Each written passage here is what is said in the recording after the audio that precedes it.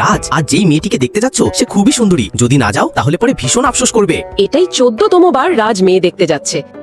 মা, এর চেয়ে কি ভালো কোনো ছেলে নেই? আপনি কি চান আমি সারা জীবন দারিদ্র্যে কাটাই?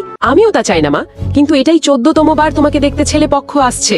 যদি এভাবেই জেদ করো তবে বয়স বেরিয়ে যাবে, তারপর তো তোমার বোনের বিয়ের কথাও ভাবতে হবে। এই যে গাড়ির চাবি দাও, আমি পার্কিং করে আসি। আচ্ছা, মানে এটা তার নিজের গাড়ি নয়। বাবা, তুমি ছেলেটাকে ভেতরে কেন আনলে না? মা, ওদের বাইরে অপেক্ষা করতে দাও। এটা তো খারাপ। যদি তোমার ওর সাথে বিয়ে করতে ইচ্ছে হয় তবে করতে পারো। আরে আমি না, ও এসেছে তোমাকে দেখতে। ও তো জানেই না আমাদের মধ্যে সুমাইয়া কে। যদি তোমার ভালো লাগে তবে তুমি আমার জায়গায় যাও। এই নাও, পানি খেয়ে নিন। তুমি সুমাইয়া, তাই না? এটা তোমার জন্য। আপনি বসুন, আমি আপনার জন্য কিছু রান্না করে আনছি। আমি আসছি আপনার সাহায্য করার জন্য। ওখান থেকে লবণটা একটু দাও তো।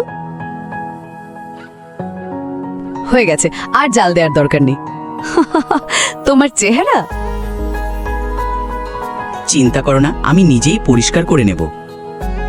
রাজ, আমি তোমার গাড়িটা ধুয়ে দিয়েছি। এটা আমাকে দাও। এটি রাজ তোমাকে দিয়েছে এই ভেবে যে তুমি সুমাইয়া। রাজ তো সত্যি অনেক ধনী। ও কাল আবার আসছে না? আমি যাব ওর সাথে দেখা করতে। এটা সে আমায় দিয়েছে। নিজের অবস্থান ভুলে যেও না, তুমি তো দত্তক নেওয়া। কি হলো, তোমরা কেন ঝগড়া করছো? মা, আমি অনেক কষ্টে একটা ছেলেকে পছন্দ করেছি, আর ও এখন সেটা আমার কাছ থেকে তাকে কেড়ে নিতে চাচ্ছে। তুমি তোমার বোনকে ওর সাথে বিয়ে করতে দাও না। মা, আমিও তো ওকে পছন্দ করি। তুমিও তো চাও তোমার বোনের বিয়ে হোক। এটা আপনার জন্য সুমাইয়া। আমি সুমাইয়া নই, আর আমি তোমাকে পছন্দ করি না। সরি, আমার বোন অনেক অহংকারী। আমি সুমাইয়া। সে আমাকে রিজেক্ট করলো, চলে গেল। তুমি যেতে পারবে না। আমি তোমাকে লালন পালন করেছি, অন্তত সেই ঋণের কারণে আজকে তুমি যেও না। কিন্তু আজ আমি আমার ভালোবাসাকে বেছে নেব। তুমি কি আমার সাথে যাবে?